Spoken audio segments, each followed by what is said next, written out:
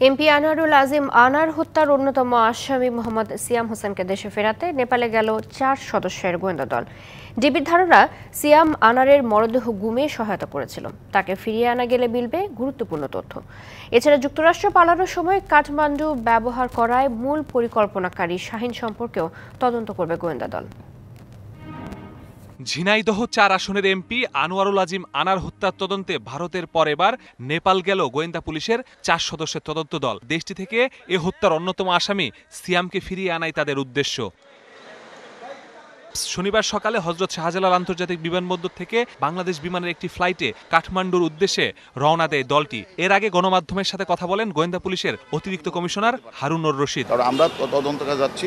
এই হত্যাকাণ্ডের মূল পরিকল্পনাকারী আখতারুজ্জামান শাহীন ও অন্যতম আসামি সিয়াম কিলিং মিশন শেষে কাঠমান্ডু পালিয়ে যান। এরপর সেখান থেকে শাহীন পালিয়ে যান যুক্তরাষ্ট্রে। সিয়াম নেপালে আছেন এমন তথ্য এনসিবি শাখার মাধ্যমে জানানো হয় দেশটিকে। আমরা ইন্টারপোলের মাধ্যমে আমরা কাঠমান্ডু পুলিশকে জানিয়েছি যে এখানে সিয়াম সহ বেশ কয়েকজন আসামি তারা কেউ চলে গেছে, কেউ আছে।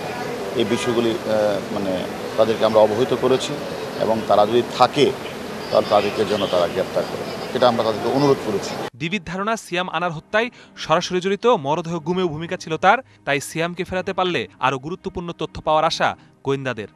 এমপি আনোয়ারুল আজিম হত্যাকাণ্ডে জড়িত আসামিরা যে কাঠমান্ডু রোড ব্যবহার করছে সে তথ্যটা আমাদের রয়েছে এবং আমরা কলকাতা পার্টে এবং ঢাকার পার্টে আসামিদের সাথে কথা বলে আমরা গুরুত্বপূর্ণ তথ্য পেয়েছি।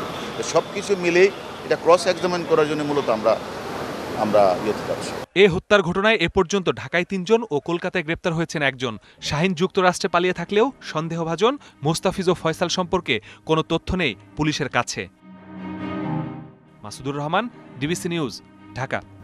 নগদে 500 টাকা বা তার বেশি পেমেন্টে পেতে পারেন ঢাকায় জমিসহ 20 কোটি টাকার পুরস্কার।